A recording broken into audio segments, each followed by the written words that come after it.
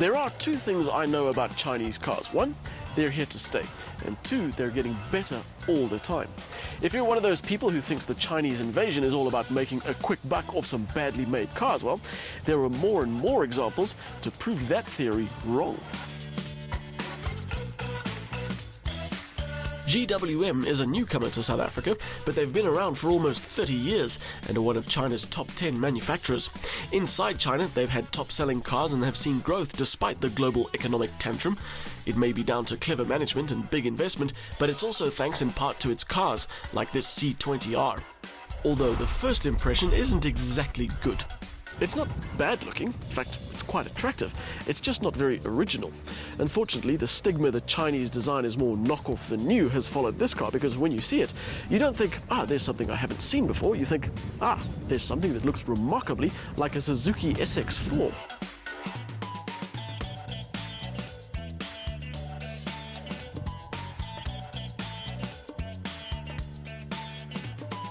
Granted, GWM's newly acquired German designer has made the face of the C20R more attractive than an SX4, but the profile, the stance and some of the detailing looks suspiciously like it's been copied rather than created. That said, it is a decent-looking hatchback, and in truth, there are lots of examples of manufacturers intentionally or unintentionally borrowing from one another.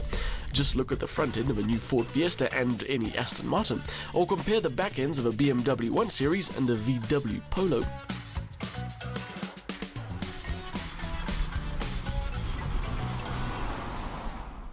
As for the C20R, nothing you see here is optional. The 16-inch alloy wheels, the roof rails and the colour coding are all part of the package. The other part of the package where options don't apply is here. There is only one engine choice. It's a 1500 petrol with 77 kilowatts, 138 newton meters and a 5-speed manual gearbox. It is pretty good on paper, but by way of comparison, the 1500 motor in Ford's EcoSport puts out more power and has better fuel consumption and CO2 figures. At 7.7 litres per 100 Ks, the C20R's claimed figures aren't too shabby though. This little motor has an old-school feel to it. It's the kind of motor that's noticeably affected when you switch on the aircon, a puzzle that I thought engineers had solved years ago. But it does score some points with the power delivery. Unsurprisingly, it's not the most awesome thing inserted under a bonnet, but what it lacks in instant get up and go, it makes up for with a sustained delivery. It gets a bit noisy towards the red line, but at least there's a bit of power to accompany that noise.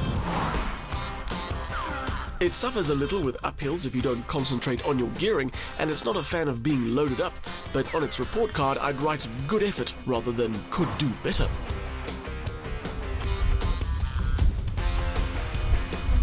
Up till now, things have been as I would have expected them to be, but there's one aspect of this car that really stands out.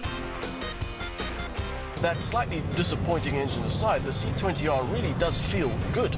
The steering isn't too over-assisted, the gearbox doesn't feel like it's missing any bolts, the suspension is comfortable, it doesn't even mind cornering. In terms of ride setup, this car is every bit as good as its competition.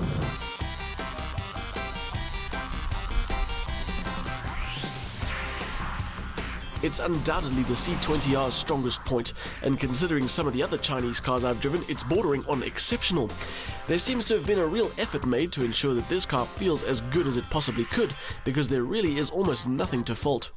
No, the things to fault are all in here, although it's not the spec because this car comes standard with electric windows and mirrors, aircon, a USB port and park distance control. And it's not the design either because they've stayed away from all things gimmicky, thankfully, and stuck with a layout that is simple and clean and that works. But as good as it is, it's not perfect. For one, the cubbyhole needs a bit of persuasion to close properly. Then there's the clutch that squeaks for the first 10 minutes of every morning, and while it squeaks away, the radio merrily skips through stations all by itself, generally avoiding the one you're actually trying to listen to.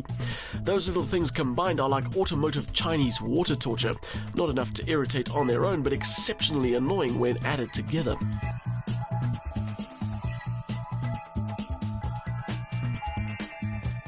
But the materials are good, the space is what you'd expect, and besides that wonky cubbyhole, it feels well bolted together.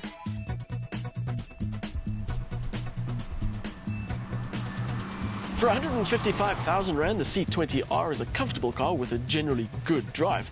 It also comes with 2 years of roadside assistance and a 3-year 45,000 kilometer service plan. It is well spec'd at the price, but it does have its faults. And although this particular Chinese manufacturer is drawing closer to its competition, it's not quite there yet.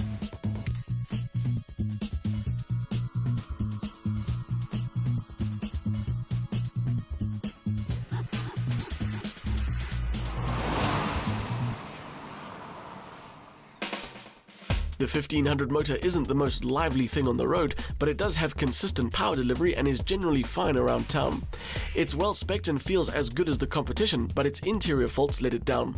GWM continued to improve, but they're still not quite good enough, even at the price.